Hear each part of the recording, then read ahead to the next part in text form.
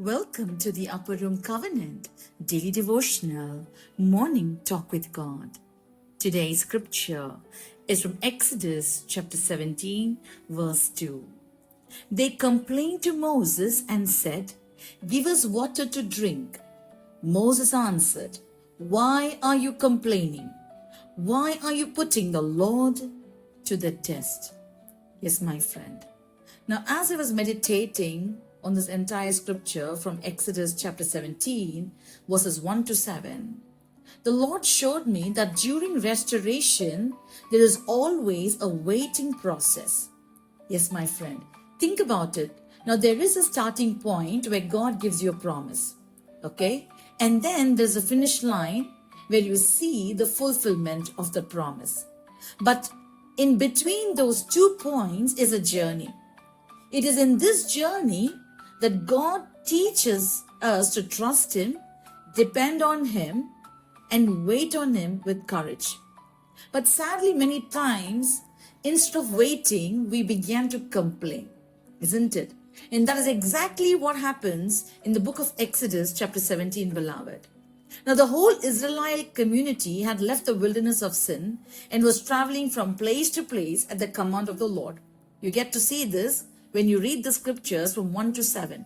Do take time, open your Bible, and go to the book of Exodus and read from verses 1 to 7.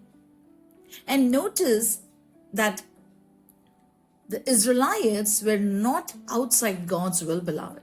They were exactly where God wanted them to be. Yet, when they camped at a place called Rephidim, there was no water to drink. Now imagine their situation. I want you to pause and imagine this for a few minutes. Because today we live with so many comforts. We have clean water, transportation, almost everything available with the touch of a screen. But imagine living thousands of years ago. After spending 400 years in slavery, imagine them walking through a hot wilderness, exhausted, worn out, and carrying their family with very little around them. Now, humanly speaking, beloved, they were thirsty and desperate. But what is the saddest part is that they couldn't see the bigger picture, what God has planned for them. And how often are like the same Israelites? Now, God has blessed us in many ways. He answered our prayer after prayer. Yet if one answer seems delayed, we forget every miracle He has already done. Now, for example, if God answers 9 of your prayers, but the 10th one takes a little longer, suddenly you focus only on the one that has happened not yet. That's exactly the Israelites did. They just witnessed one of the greatest miracles in history, that Yahweh had parted the Red Sea before their very eyes and destroyed the Egyptian army behind them. They had seen His power firsthand, beloved. Yet when they became thirsty, they didn't stop to pray. Instead, they complained. And the Bible says that they went to Moses, their leader, demanding, "Give us water to drink." And Moses asked them, "Why do you quarrel with me? Why do you put the Lord to the test?" But you know what? The saddest part is the Israelites continued complaining. They even accused Moses to bringing them into the wilderness just to let them suffer and die. They cried and they literally irritated Moses. Notice the Bible keeps emphasizing their complaints. Complaint after complaint, doubt after doubt, fear after fear. But you know what Moses does? He responds differently, beloved. He didn't argue with the people. He didn't panic. He didn't gossip. He didn't lose hope. He did what he is supposed to do. He went straight to the Lord in prayer. Hallelujah. He cried out, said, "Lord, what shall I do with these people? They're almost ready to stone me," the Bible says. Read the scriptures. It's all in the scripture. What a lesson for us, beloved.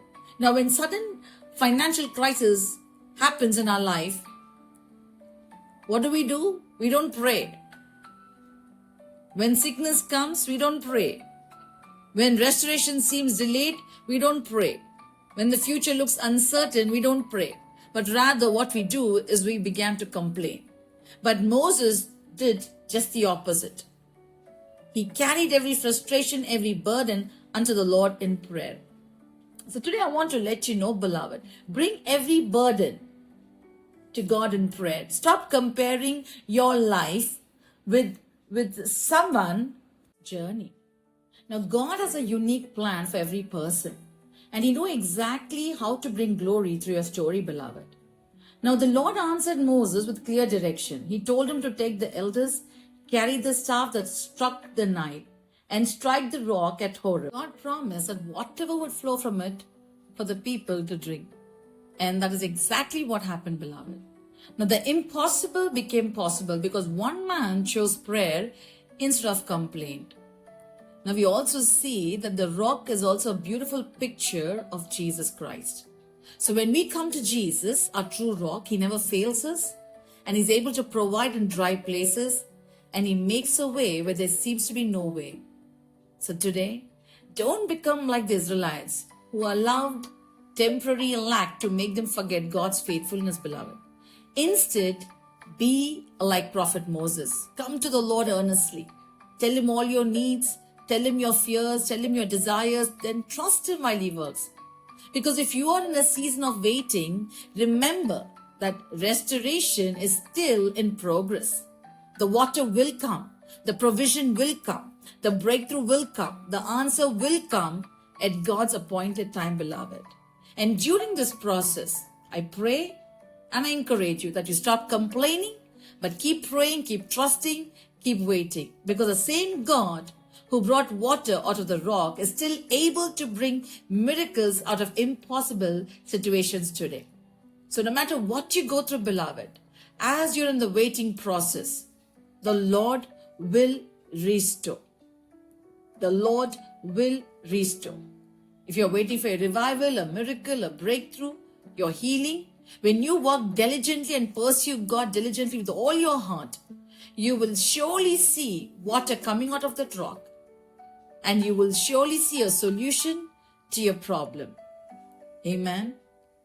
Let's pray and let's declare this.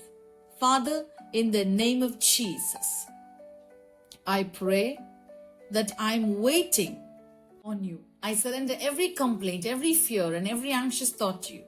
Teach me to trust You in the waiting and to seek You before I speak in frustration. I believe that restoration is in progress, and I choose to wait with faith.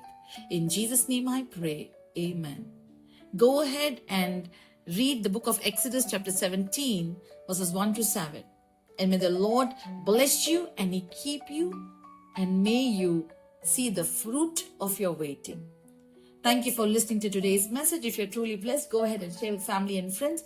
Subscribe to the channel if you haven't subscribed to the Upper Room Covenant Ministries. And if you have any prayer requests, do write an email to us or connect us to the message. God bless you, and you have a blessed day.